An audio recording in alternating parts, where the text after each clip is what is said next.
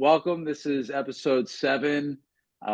This is Undiluted, the role of healthcare in the USA. This one is especially, I think, really important right now in society. This podcast is dedicated to healthcare proxies in America. We want to keep bringing you topics that are important, that are happening nationwide that we all need to be informed about. So I'm happy to have with my co-host, Dr. James, Dr. Karl Bezak. Dr. Karl Bezak, we go back to the days where we worked together at Lankenau Medical Center. Dr. Bezak is a dedicated physician specializing in hospice and palliative medicine, aiming to make palliative care the standard for serious illnesses. He focuses on increasing access to palliative care through telehealth and innovative technologies. Dr. Bezak earned his medical degree from Vanderbilt University and completed further training at New York Presbyterian, Weill Cornell Medical Center, and the University of Pennsylvania. His passion for whole person care, especially for serious ill patients, led him to pursue a fellowship in hospice and palliative medicine at Mount Sinai Hospital. As an assistant professor of medicine at the University of Pittsburgh / UPMC, Dr. Bezak leverages machine learning to identify patients in need of palliative care and uses telehealth to deliver real-time expertise. He advocates for patient-centric solutions, addressing barriers to care for patients with serious illnesses. Dr. Bezak also mentors colleagues and medical trainees, focusing on effective communication, decision-making, and quality improvement. He is the chair-elect for the American Association of Hospice and Palliative Medicine Telehealth and Technology Forum, recognized for his contributions to the field. Dr. Bezak's innovative approach and commitment to compassionate care aim him to shape the future of palliative medicine, ensuring support from patients and families regardless of their circumstances. So I want to welcome Dr. Bezak to the podcast. Thank you, Jeff. I really appreciate it. And that's a mouthful. Thank you so much for all that. Yeah, I mean, I think it's definitely important. We recognize all that you've done, especially in our society and healthcare. And I think what you bring now with this new chapter in your life in palliative care, I think is really important, more so than ever in society. So let's get right into it. So what made you get into medicine and finding your niche in palliative care? Yeah, great question. It's a long story. I'll try not to bore you all and your listeners and watchers. I have always loved people and loved science, and getting into medicine itself, I felt like that was the best combination. And I was fortunate enough to go to a great place like Vanderbilt and train up in New York City. Put my time in, doing a little rough and tumble in New York City, patient care. And I think the reason I got really into medicine is because I wanted to make a difference. And I wanted to make a difference in a meaningful way. I think there's a lot of ways in the world to make a difference, but for me, medicine, and we'll get into probably maybe the palliative medicine, that is really, really become my calling. Yeah, so I mean, what is it for you that branched you into this new aspect of palliative care, and what was it that was telling yourself this is the pathway for you? For sure. Good question. We were both at Lankenau where we, first met each other. And it was at Lankenau that I found this as my calling. And I'll tell you a funny story.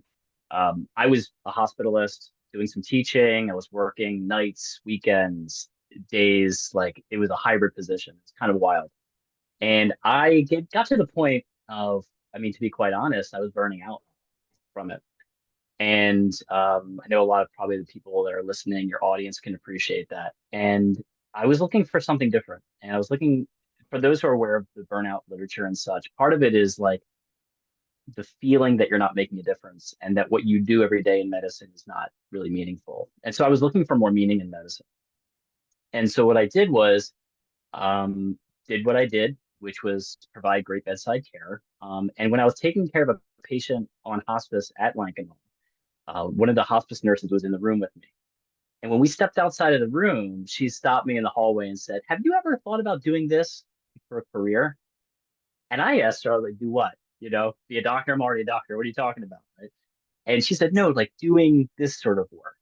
And that got me thinking, what is this field all about? And I think there's a lot of misconceptions about what hospice, well, people typically know what hospice is, but what is palliative medicine? What is palliative care really? And so I started digging into that and applied.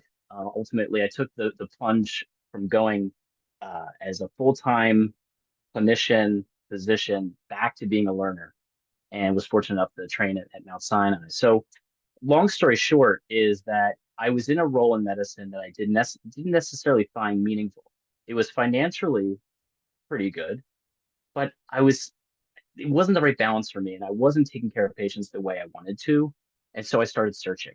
And in that search, I got a guardian angel, if you will, a hospice nurse, sort of pushing me in that direction, saying, you know what, take the plunge, go back to school. And then since then, really, I haven't looked back, and I haven't questioned my decision of the day. Yeah, and so can we, for our listeners that don't understand, I mean, I think like you said, a lot of people know what hospice care is, but can you dive into specifically more about palliative care? For sure. So palliative care is the same as care for the whole person. And I mean that.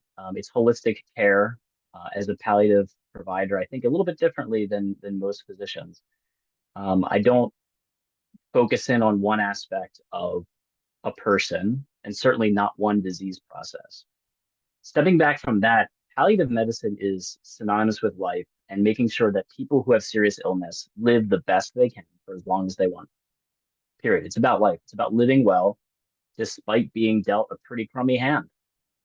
Nobody who's sick with serious illness asks for cancer, asks for heart failure, kidney failure, neurologic diseases like dementia, ALS. I mean, these are things that happen to people, unfortunately. And what palliative care and my specialty, palliative medicine, is part of the palliative care team, what that brings to care for patients with serious illness is a person-centered approach that doesn't focus on the disease or the organ, but sees how that disease is affecting the patient's quality of life to relieve suffering so that that patient and their society and their surroundings, their loved ones, the people that they interact with, are living well as they can.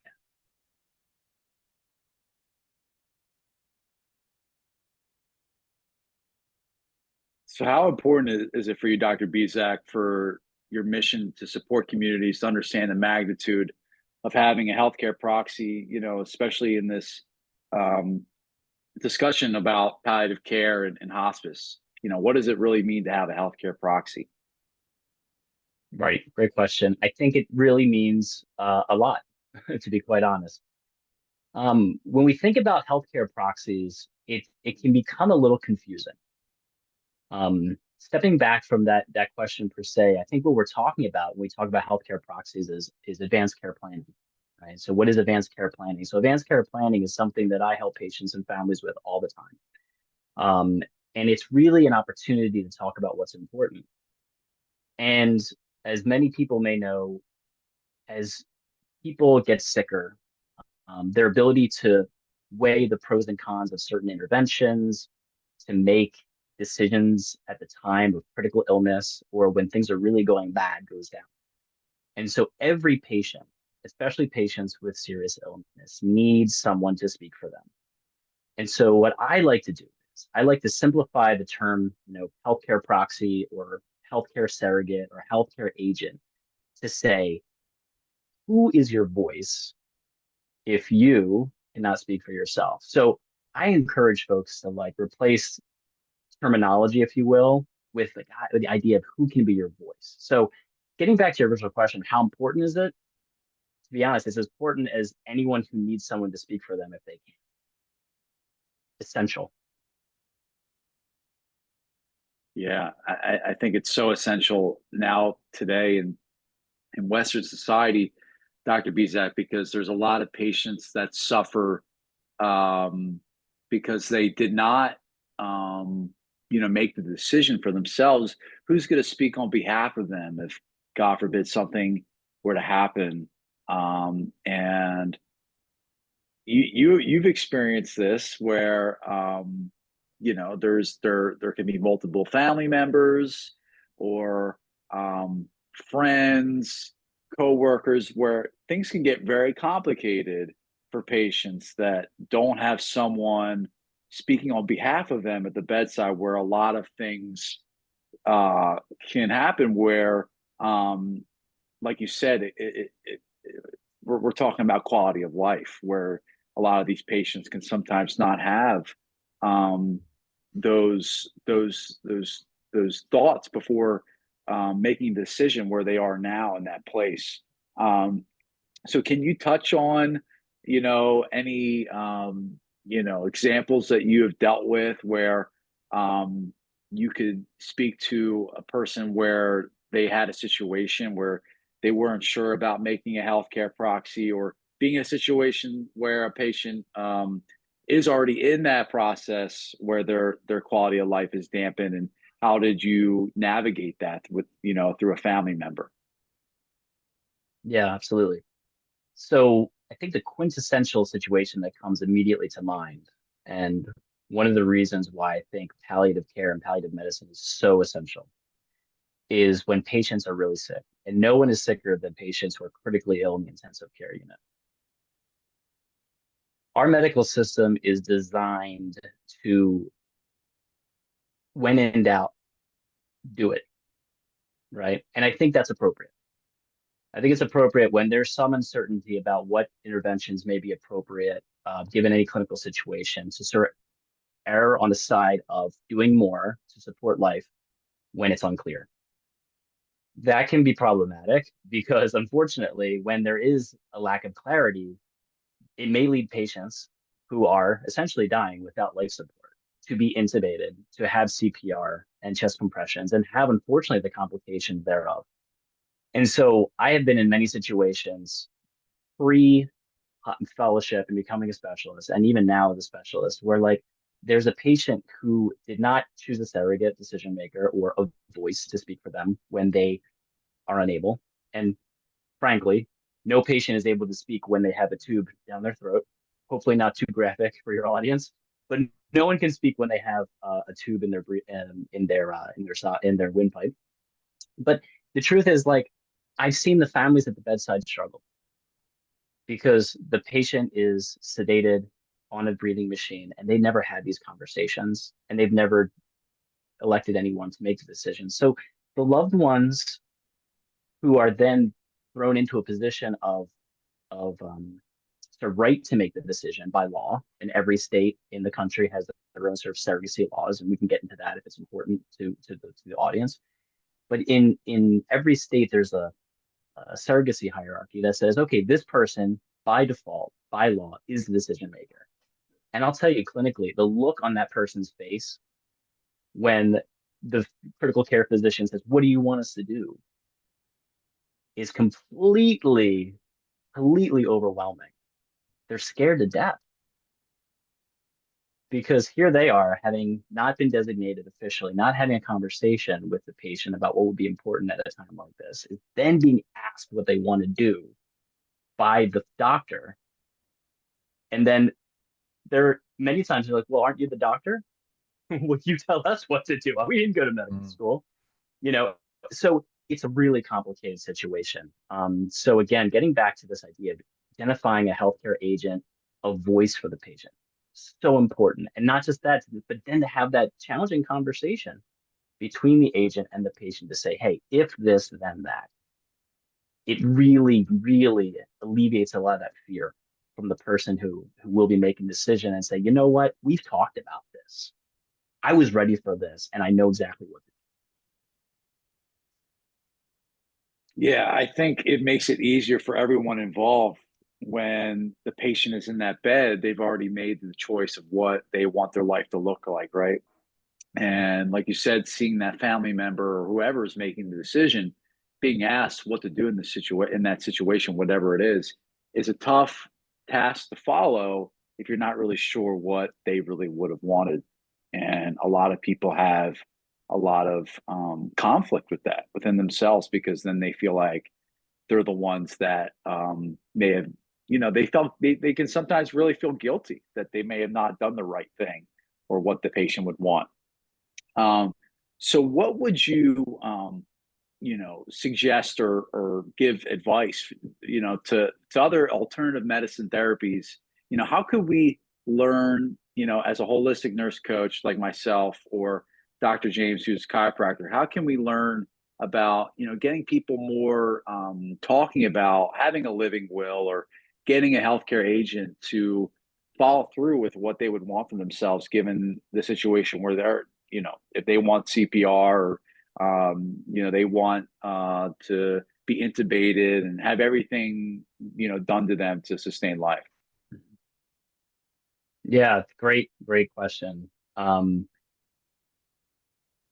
think it's kind of a universal recommendation, whether you're, doing sort of, if an allied health professional, you're an alternative therapy professional, you're a DO, you're an MD, I think my advice to everyone is to simply write down what's important to a patient, really. And it doesn't necessarily have to be CPR or not,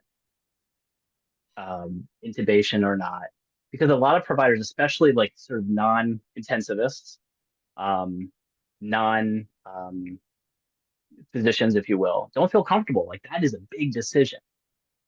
What I advise is, regardless of the field or discipline in which you practice, is simply documenting what is important to a patient so that when the time comes, and make sure that documentation is available, because it's all it's all well and good to write it down, but when you need it, you can't find it. What the heck, right?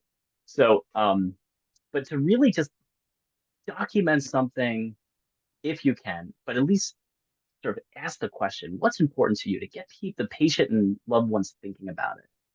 Because if we have that information as physicians, and especially palliative medicine physicians who are trained in complex communication and decision making, we can take that sort of, goals that the patient has and translate that into a care plan. I think many of folks on this call may be familiar with like the 5 wishes. So the 5 wishes framework is basically 5 wishes that a patient would want for their future. And it's not CPR, not tube feedings, or not, there's no medical preferences per se. It's really an opportunity for that patient to identify a surrogate or a voice and to sort of say, this is what I hope my life would look like. And if it looks like this, it isn't meaningful anymore.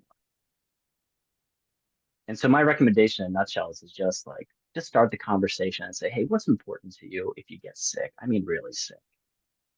And then just write down the answer and make it available. Because as a specialist in making these life and death decisions every day for patients and families and guiding them and saying, yes, this is the data we have, this is the care plan that makes sense, just knowing what they're hoping for is really helpful to sort of put bookends and make clear recommendation about what treatment would get them there and what treatment would be non-beneficial. Yeah, I think, it's so right. I think that's what ultimately people need to decide, is what they want for themselves and what's important to them. And it's so simple, definitely so simple to write 5 things down, what you want out of life. Um, that can be relatable so quickly to a care plan and how that can be documented. I want to touch on a little bit more though, because what some people might identify between hospice and palliative, some people equate it to the same thing because they think, well, it seems like it's the same word. So could you describe the situation between someone who's on hospice and someone's on palliative? Because there's, from this is going back to my nursing school days, and sometimes with, being at the bedside in ICU, it ranges and it changes, right? Everything changes. So hospice, from what I can remember, maybe is up to 6 months, and then palliative could be up to 12 months or longer than that. So what's the latest changes between hospice and palliative? Yeah, definitely. Well, first I'll talk about hospice because it's like what you're saying. It's 2 things to be eligible for hospice. A patient needs to have a quote terminal diagnosis, which in the medical field we sort of think about as end stage, things that really aren't fixable. And then a prognosis suspected of 6 months or less. And so if any patient is seriously ill, has those 2 things, then they are eligible for hospice by CMS criteria. and the Centers for Medicare and Medicaid, a federal institution. So palliative is very different from that. And the key differentiator between patients who are eligible and appropriate for hospice and patients who are eligible and appropriate for palliative care are that palliative care is for patients with serious illness that are hoping to live well, and hospice is for patients who are hoping to die well. I hope that's coming across clearly. I'll say it again. Palliative care is for patients who are hoping to live well despite a serious illness, and hospice is for patients who are hoping to die well despite a serious illness. And so it's really as black and white as life and death.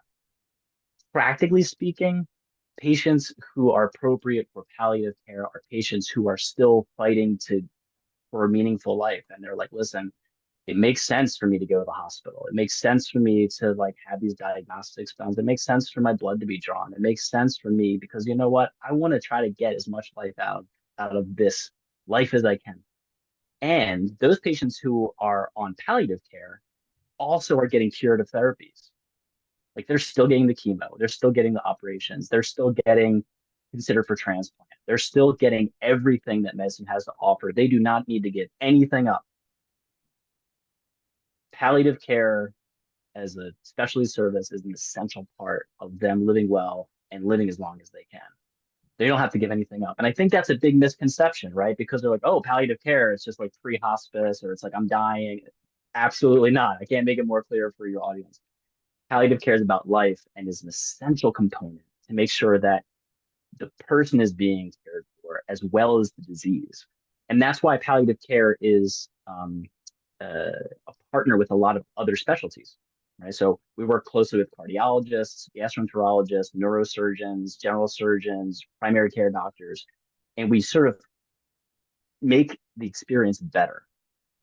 We don't prescribe the insulin drugs. We don't prescribe the things for diabetes or high blood pressure. We don't prescribe the chemotherapy, but we are in coordination to make sure that those therapies work well and that what they're receiving is in line with the quote goals of care. And I could talk about goals of care for like an hour and what it is and what it isn't, but really it's to make sure that people with serious illness are really getting holistic care so that they can live well. Dr. Bezak, I have a question for you. Please. When you're in your profession, and I know you hear some tough things, some tough stuff, and you probably see some beautiful situations, some very difficult ones. What do you do personally to stay fresh, recharge your batteries? Oh, that's awesome. So to answer your question directly, I love to exercise. I love to blow off steam, um, and uh, spend time with family and friends, and study languages, travel. Probably travel is my number one. Um, and you know what's interesting? You said some. I've seen some really sad things, yes, and I've seen some beautiful things, yes. And I think so many times people forget the beauty of caring for people and helping people's dreams and wishes for their life come true. Um, I can't tell you how many times people have said, "Oh, you do palliative care," thinking it's hospice, and isn't that so sad, right? And I get this like sort of sympathetic, like, "Oh, it's so sad," you know. And then I kind of like, it can be, right? But like any sort of interaction with a human being, it can also be so beautiful. And so it brings to answer your question in another way, Dr. James, like it makes me think about recharging my batteries, yes, but I actually go through my day seeing patients and it's drained and it's filled and it's drained and it's filled sort of like repeatedly.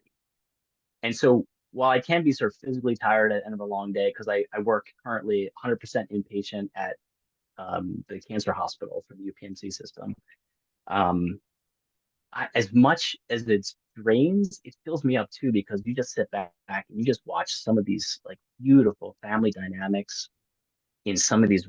Oh, mom, you never told me that was what you wanted to do. Oh, I Mm. never thought, like it's just so beautiful. And so it fills me up. So essentially the work drains me and the work fills me.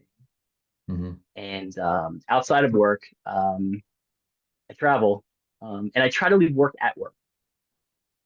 That makes sense. So So it's really part of it, like what uh recharges you is the magic of serving.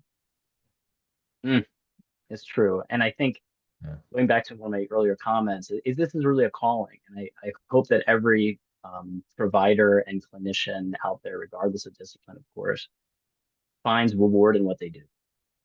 Mhm. Um, that the ability to uh, touch the life of a human being in a deep, personal way, and also in a very practical way, for me personally, is very, very fulfilling. Um, One example, and I'm sure folks have heard of this, is like, you know, how complex the medical system can be, and how sometimes some of the seemingly biggest problems have like simple solutions to them if we just ask the right questions. So one of the things in terms of things I find meaningful and filling is the opportunity to sort of ask some of the questions about, why is this patient coming back to the hospital for the fifth time in a row? And being like, oh, they can't afford their medicine. It just takes a little bit of time and sort of to ask the question. Um, so I think in amongst the symptom management that we do to relieve suffering and amongst the complex medical decision making, some of the things I find rewarding and filling in my cup is like the bandwidth and training to sort of know how to talk to people and figure out what the issues really are and solve it so that the cascade of like positive patient outcomes can actually flow. I hope that's not too esoteric. No, it's great. Okay. Yeah, I think that you said that so beautifully, Dr. Bezak, because in all reality, that's the common goal for all of us, right? Is to come to the root of the issue. And I think your mission has been amazing. What you do for patients every day is what is how it should be done, right? We just need a million Dr. Bezaks out there. And we really do. Because that's what it's all about. It's bedside manner. It's getting to where the patients are, is what your motto is. And that's where every clinician should be, in my opinion. Um, and so I think what really is important is that people, for our listeners, that you make it a living will for yourself. You designate someone that can act on behalf of you if you're not in the capacity to do so, because these issues are really important because we all don't live forever.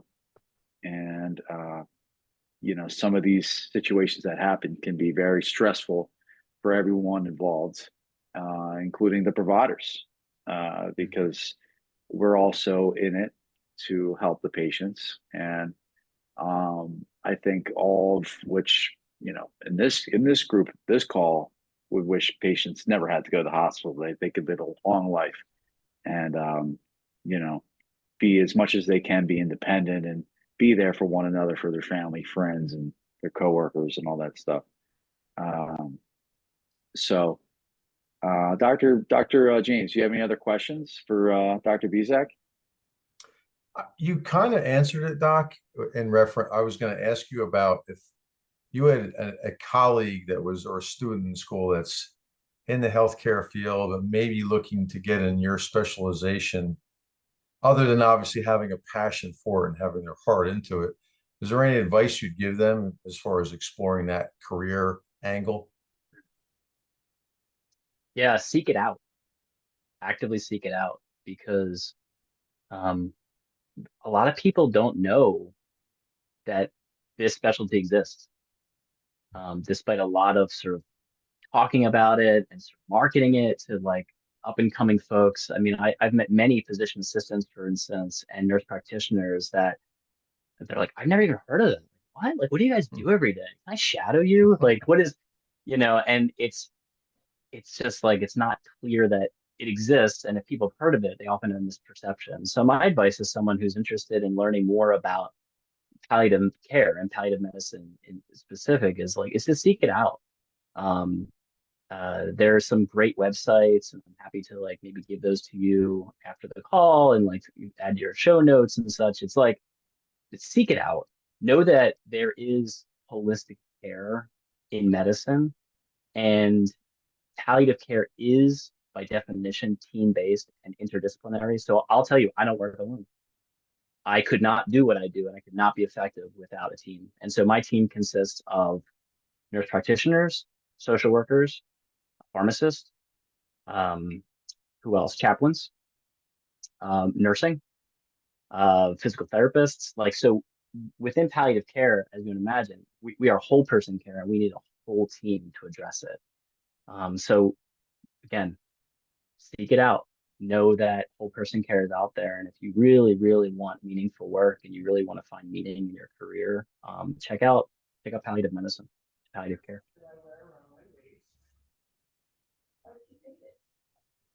Yeah, your message is amazing, Dr. Bezak. I want to thank you again for hopping on this call with us and taking time out of your day. So thank you again, Dr. James, for coming on, and thank you everyone for listening. We hope you keep listening, keep telling us what you'd like to hear.